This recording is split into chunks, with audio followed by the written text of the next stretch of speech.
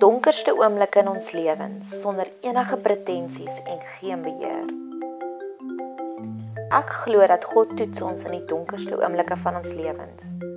Wat doen ons as die kaarthuisies in mekaar stort? Wat doen ons as die mat onder ons voete uitgeruk word? Wat doen ons wanneer dit waarvoor ons gehoop het nie waar word nie? Wat doen ons in daardie oomblikke van verwerping, in die oomblikke van teleurstelling, in die oomblikke van krisisse, in die oomblikke van die storms van ons lewens? Gooi ons 'n pity party vir een, gee ons moed op, raak ons kwaad vir God, of hardloop ons in sy arms in?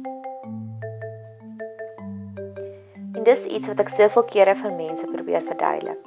En gisteraand hoor ek die mooiste getuienis daarvan. My een vriendin se huwelik verkrummel in 'n dag. 'n Huwelik van byna 20 jaar.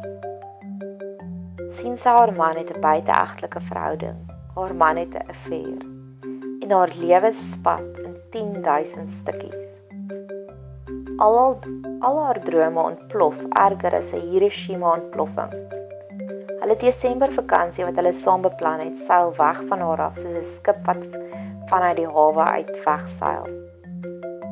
'n Man trek uit die huis uit. Hy sê vir die kinders. Sy troos haar kinders met haar eie gebroke hartjie.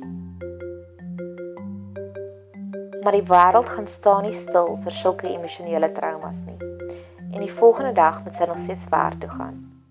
Op pad terug van die werk af, op pad terug na die leë huis, na die huis van gebroke drome en gebroke harte, bevind sy haarself op pad na 'n kerk en sy stap in by die kerkkantoor, sonder enige pretensies, sonder enige beheer, sonder maskers, en sy smeek die ontvangsdame.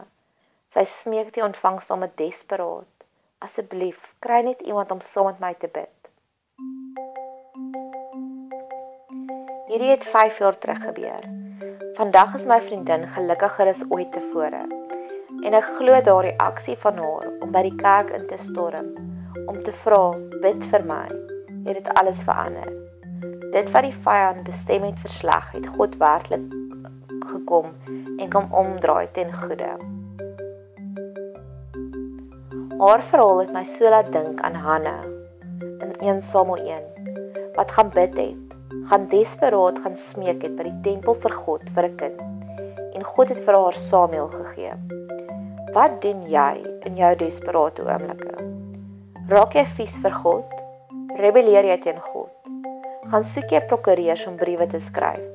Spring jy op hulle Pieter en sê die besigheid so sleg, dat jy amper kan tronk toe gaan vir reputasieskande? Of stuur jy so 'n kwaai WhatsApp gevul met pile van verwyte en dreigemente? Vertel jy vir almal van jou lot? Raak jy 'n professionele galbraker, 'n Olimpiese atleet van skinder? Of storm jy by 'n kerk in jou swakste kondisie, met jou trane wat meer vloei as die Victoria watervalle, en smeek jy, bid vir my? Gaan soek jy 'n geestelike beraader en vra, help my? Kom na God toe. Kom na Jesus toe, almal wat moeg en oorlaai is. Hy sal vir jou rus gee. Hy sal vir jou krag gee. Dis juist wat Betseber is. Ons is 'n baken van hoop vir emosionele genesing vir vrouens wat deur trauma is. Kontak ons vandag nog om jou plek te bespreek.